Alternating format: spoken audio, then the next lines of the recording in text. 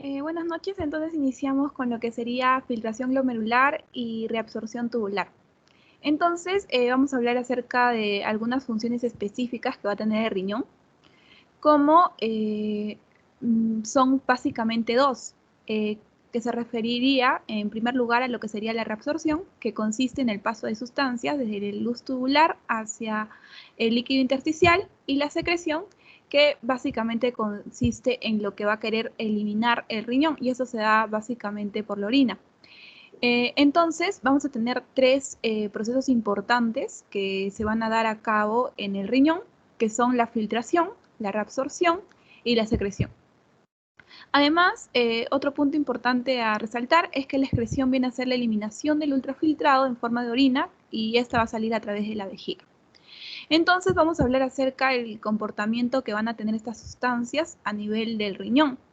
Y aquí vamos a hablar de algunos elementos, como viene a ser la inulina, que solamente estas pueden ser filtradas y van a ingresar sustancias que se filtran y después ahí recién aparecen en la orina. En el otro grupo podemos tener que se puede dar una filtración y reabsorción de tipo parcial, y esto básicamente se da en lo que son los solutos. Entonces, ¿qué es lo que pasa acá?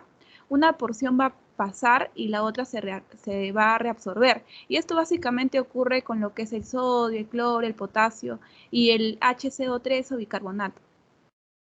El otro que tenemos es la filtración y reabsorción de tipo completa. Así como existe la filtración y reabsorción parcial, también tenemos una filtración y reabsorción completa. Esto básicamente se refiere a que todo lo que se filtra se va a reabsorber, y esto básicamente se da en algunas sustancias importantes, como son los aminoácidos que conforman las proteínas y la glucosa. Otro punto importante es que luego la sustancia, que una parte de ella pasa por la orina por filtración, y un porcentaje de esta va a ser secretado desde el capilar peritubular hacia la luz tubular, como vendría a ser llamado en este caso, con el nombre de hidrogeniones, que va a estar caracterizado por brindar mayor carga ácida. Ya, otro punto importante es acerca del concepto que se va a tener acerca de la filtración glomerular, que es básicamente el paso inicial de la formación de la orina a través del paso de un ultrafiltrado que se va a dar a nivel del plasma a través de la pared capilar glomerular, que no va a contener ni proteínas. Entonces, básicamente se refiere a este movimiento de fluido que se va a dar a través de los glomérulos y se va a regir por estas fuerzas llamadas de Starling. Esto va a ser proporcional además a la permeabilidad de la membrana, y también va a estar relacionado con la diferencia de presiones que van a presentarse. Otro punto importante del que nos hablan es acerca de la barrera de filtración, que básicamente consiste para pasar este ultrafiltrado, tiene que pasar a través de esta barrera de filtración. Entonces, es por eso que esta barrera justamente está conformada por tres componentes, que son el endotelio del capilar glomerular, que va a contener algunas fenestraciones. También al otro que tendríamos, al otro componente, es la membrana basal glomerular, que a su vez va a tener tres capas, que básicamente son la lámina interna, externa y lámina densa. También a nivel epitelial, finalmente vamos a tener a otro componente importante, que vendrían a ser los podocitos. Estos van a ser importantes ya que son prolongaciones epiteliales, y además entre los podocitos se tiene un diafragma de hendidura por donde van a pasar estas moléculas, que van a estar caracterizadas mayormente por tener un tamaño mediano, no un tamaño tan grande. Entonces, básicamente cualquier soluto tiene que ser filtrado, y para eso obviamente tiene que atravesar esta barrera de filtración, de lo contrario no se podría filtrar. Entonces, otra característica más acerca de la lámina basal es que en esta solamente van a pasar algunas de tamaño grande y carga positiva. Porque mayormente todos estos componentes que hemos mencionado, que son los podocitos, el endotelio capilar glomerular y la membrana basal glomerular, básicamente van a tener una carga de tipo negativa. Entonces, recordando un poco más acerca de los tres componentes, tendríamos a este endotelio, a esta membrana basal glomerular y a los podocitos que ya habíamos mencionado, que van a estar caracterizados por justamente formar estos poros de filtración por donde van a pasar esas sustancias. Entonces, hablemos un poco acerca de la microestructura de esta MBG, o también conocida como membrana basal glomerular, que es uno de los componentes importantes de lo que ya habíamos mencionado, que vendría a ser la barrera de filtración. Entonces, básicamente está formada por laminina 1, colágeno de tipo 4, proteoglucano de paransulfato, y estos se van a caracterizar porque, como ustedes pueden ver en la imagen, van a estar así como en forma de mallas, y esto es importante porque se van a encargar de la protección de esta para que no haya una salida de estas sustancias que van a tener igual carga. Además, otro punto importante del que nos hablan es acerca de la tasa de filtración glomerular, y esta básicamente está caracterizada porque va a depender del flujo plasmático renal, que es básicamente alrededor de 625 mililitros por minuto. Y estos se caracterizan porque van a ingresar por la arteriola eferente a través de la barrera de filtración, y así van a pasar recién a la cápsula de Bowman y finalmente al túbulo proximal. Entonces, algo muy importante de lo que nos hablan en la tasa de filtración glomerular es que solo el 20% que llega al flujo plasmático renal va a pasar. Y también otro punto importante del que nos hablan es acerca de los valores de fracción de filtración con el flujo sanguíneo renal, que va a ser aproximadamente de 1,2 litros en un hematocrito de 45% alrededor. Entonces, tenemos que tener bastantes conceptos en claro, como que básicamente este valor de la tasa de filtración glomerular es básicamente alrededor de 625 mililitros por minuto. Entonces, básicamente es otra cosa que nos hablan en ese tema número 11, es acerca de la filtración glomerular, y que esta aproximadamente va a producir 180 litros de filtrado al día, es decir, 125 mililitros por cada 1440 minutos. Y algo muy importante que pasa acá es que se va a realizar un equilibrio entre estas fuerzas que van a favorecer y las fuerzas que se van a oponer al filtrado. Además, esta se va a realizar por un equilibrio entre la fuerza hidrostática y la fuerza oncótica. ¿Se acuerdan que la fuerza oncótica básicamente era la que daba básicamente esta proteína llamada albúmina, ¿no? Entonces, hay que tener eso bien claro. Otro punto importante acá es que sustancias grandes que van a tener un peso grande, como son la hemoglobina y albúmina, no van a pasar. Entonces, también otra sustancia muy importante que nos hablan acá es acerca de la inulina. Más adelante vamos a aclarar un poco para qué básicamente sirve esta inulina, pero hay que tenerla en cuenta. Entonces, ¿se acuerdan que les había mencionado en las anteriores diapositivas acerca de la fuerza de Starling? Entonces, esto básicamente se da para que se calcula y para saber cómo es que se produce esta filtración y cómo están relacionadas esas fuerzas, ¿no? Tanto las fuerzas que van a favorecer esta ultrafiltración como las fuerzas que van a oponerse a esta ultrafiltración.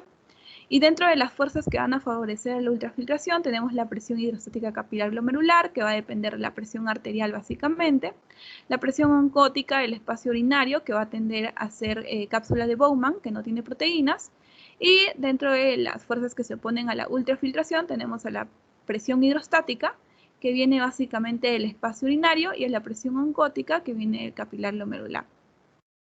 Entonces, la suma neta de estos componentes de la fuerza de Starling van a dar lo que es la presión de filtración. Y entonces esta presión de filtración va a actuar sobre una determinada superficie de intercambio con una constante permeabilidad hidráulica. Y entonces esto básicamente lo que busca es decir cuándo es la porosidad por donde va a pasar este ultrafiltrado, y esto básicamente es lo que ocasiona lo que llamamos tasa de filtración glomerular por minuto. Entonces va a haber algunos determinantes de la tasa de filtración glomerular que se va a dar a través de esta arteriola eferente. Y un concepto acá que va a intervenir bastante es acerca de la presión hidrostática glomerular, que es alrededor de 60 milímetros de mercurio.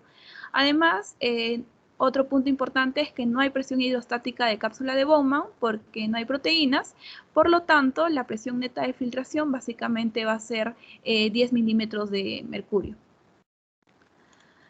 También acá nos hablan un poco más acerca de la tasa de filtración glomerular, donde se debe tener en cuenta la presión neta de filtración, la permeabilidad hidráulica y el área de ultrafiltración.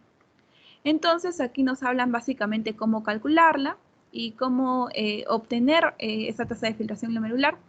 Y además, otro punto importante es que cualquier cambio de estos componentes va a ocasionar cambios en la tasa de filtración glomerular. Y básicamente eso. Siguiente diapositiva. También nos hablan un poco más acerca de esto. Por ejemplo, si se pone resistencia arteriolar eferente, se va a tener un incremento de la filtración glomerular. En el segundo cuadro nos ponen que si hay resistencia, en el segundo casillero, que si hay resistencia arteriolar eferente, se va a tener una disminución del flujo sanguíneo arterial y de la filtración glomerular. Entonces va a haber diferentes determinantes o factores que van a contribuir a reducir este filtrado glomerular. Y básicamente de eso es lo que nos habla este cuadro, ¿no? Y así podemos relacionarlo. Esto básicamente es enfocarse y acordarse más o menos de cuáles van a ser las causas fisiológicas que van a ocasionar tanto el aumento, la disminución, ya sea de la presión encótica, relacionado con el flujo sanguíneo. Esto es muy importante. Otra cosa que nos hablan es acerca de las resistencias vasculares, que tiene que ver con la presión hidrostática del capilar y la tasa de filtración glomerular. Y esto va a demostrar que el total de resistencia vascular renal va a estar en manos de la arteriola eferente en un 43% y de la arteriola aferente alrededor de un 26%. También tenemos diferentes hormonas y autocorticoides que van a influir en la disminución de la tasa de filtración glomerular. Y aquí tenemos algunas importantes como son la noradrenalina, la adrenalina y la endotelina. También tenemos algunos que van a contribuir a aumentar esa tasa de filtración glomerular. Y aquí tenemos básicamente al óxido nítrico derivado del endotelio y prostaglandinas. También tenemos acá a la angiotensina 2. Cuando es mediada, lo primero que va a hacer es aumentar la resistencia vascular de la arteria eferente para mejorar esta tasa de filtración glomerular. Y esto puede contribuir a causar un daño y se va a vencer así el efecto que va a tener con el balance del túbulo glomerular. Además, van a existir otras sustancias vasodilatadoras que van a aumentar esta tasa de filtración glomerular, como son acá la histamina, la bradicinina, la acetilcolina, la insulina, el péptido atrial natriurético, la enosina y los glucocorticoides. También nos hablan acerca de unos mecanismos de autorregulación, que esto básicamente lo que busca es mantener constante pese a tener diferentes variaciones. Y se acuerdan que había un rango determinado donde efectivamente no va a producir cambios fisiológicos. Eso básicamente lo vamos a recordar acá. Por ejemplo, que en el caso de estas variaciones de presión arterial entre 80 y 180 milímetros de mercurio, no va a haber cambios en la tasa de filtración glomerular ni en el flujo sanguíneo renal, sino va a haber una estabilidad gracias a la existencia justamente de este mecanismo miógeno que hemos mencionado, en la resistencia tanto de la arteriola eferente y eferente, que va a tratar de estar estable frente o a pesar de que haya una alteración en estas presiones. Entonces, si se va a perder esta tasa de filtración glomerular cuando la presión arterial aproximadamente caiga o sea menor a 50 milímetros de mercurio, lo que va a pasar es que este reflejo miogénico que se encarga de mantenerlo estable ya no va a ser capaz de compensarlo.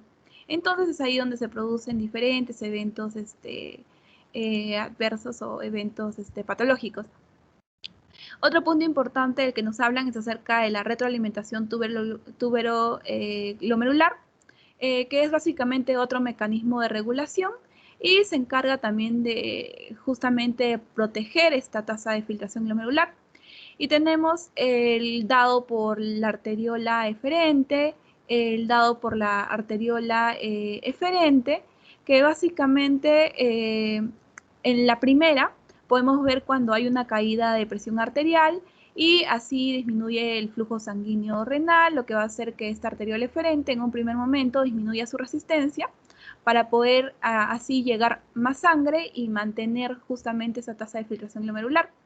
En cambio, el eferente básicamente está mediado por lo que sería la renina y angiotensina, y también aquí tenemos que va a estar involucrado con el complejo yuxtaglomerular, ya que no sé si se acuerdan, pero este se encargaba básicamente de liberar la renina, ocasionando un aumento de la resistencia vascular eferente. Entonces, ¿qué va a pasar? Esto va a ocasionar una mejoría en la tasa de filtración glomerular y puede ocasionar así o contribuir a lo que sería su regulación. Y básicamente eso, también nos hablan de cómo esta angiotensina va a producirse a través de un aumento de renina que va a actuar en el hígado para que este angiotensinógeno se convierta en angiotensina 1 y vaya al pulmón y así produzca la angiotensina 2, y cómo esta angiotensina 2 va a producir un aumento en la resistencia del arteriol eferente para justamente mejorar lo que sería la presión hidrostática, el capilar glomerular, y así poder preservar lo que sería la tasa de filtración glomerular.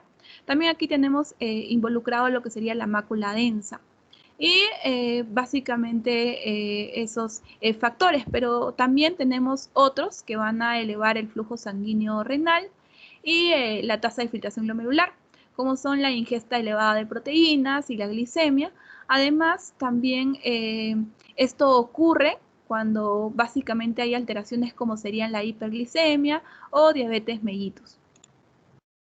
También nos hablan acerca de una aplicación clínica que básicamente acá nos mencionan que la estenosis bilateral de la arteria renal, tanto la derecha como la izquierda, va a usar inhibidores para esta ECA, o también conocida como enzima convertidora de angiotensina, que hace lo que hace o lo que busca es hacer caer la presión hidrostática del capilar glomerular. Y entonces también la tasa de filtración glomerular, porque va a bloquear justamente lo que sería la angiotensina 2. Y como ustedes saben, eso está relacionado con el aumento de presión. Entonces, si la bloquea, básicamente lo que busca es disminuirla. Entonces, esto lo que ocasiona es una insuficiencia renal aguda, y esto puede ser dado tal vez por una intoxicación debido a fármacos o por mercurio, que va a contribuir también a la disminución de la reabsorción del túbulo proximal.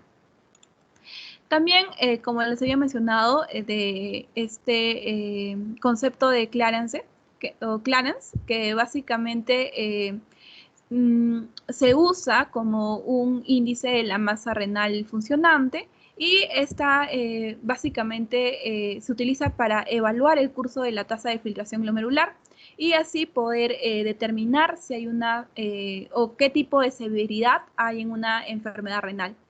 Entonces, este también va a contribuir para corregir diferentes dosis de drogas potencialmente nefrotóxicas, como son algunos antibióticos. Y entonces, para esto sirve básicamente lo que es Clarence, para medir esta tasa de filtración glomerular. Y esto nos va a permitir asociarla a diferentes alteraciones. Entonces nos hablan acerca de unas propiedades de la sustancia para Clarence, que básicamente van a tener que mantener la concentración plasmática estable, ser libremente filtrado en el glomérulo, no ser sintetizada, sino reabsorbida, secretada. Entonces, pocas sustancias van a tener esta característica, y tenemos acá lo que ya hemos mencionado anteriormente, esta sustancia llamada la inulina, que es muy importante, y la única desventaja es que estas son exógenas y se debe poner por aplicación parenteral. Entonces también nos hablan acerca de la cuantificación de la función renal y las unidades de algunas. Entonces también nos hablan de justamente esta Clarence de inulina, de cómo es filtrada, de cómo se calcula, qué tipo de limitaciones tiene, y también de la Clarence de creatinina, que esto básicamente es muy importante porque esto es lo más usado para evaluar la tasa de filtración glomerular. Es de producción endógena y hay que recordar que la creatinina viene a ser el producto del metabolismo de creatinina muscular, y esta es liberada al plasma con una tasa constante. Además, la concentración de creatinina plasmática es estable y varía menos del 10% por día. Además, otro punto importante aquí es que básicamente esto va a tener algunas limitaciones también, así como hubo algunas limitaciones en lo que sería la inulina. También cuando se utiliza la creatinina también van a existir algunas limitaciones importantes que básicamente son la colección incompleta de orina, secreción tubular de creatinina, excreción urinaria de creatinina que sirve para evaluar la colección de orina.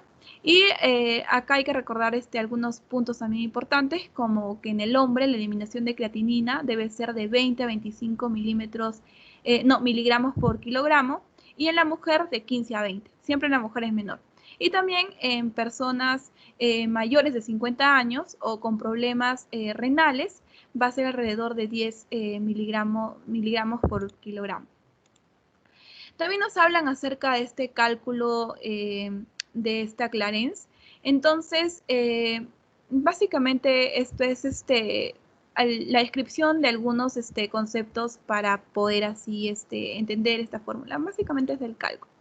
Otra cosa que nos hablan también importante es de la Clarence de Uria, que es básicamente importante también porque va a contribuir también a determinar la tasa de filtración glomerular. Y aquí nos hablan de algunas sustancias y cómo van a estar relacionadas.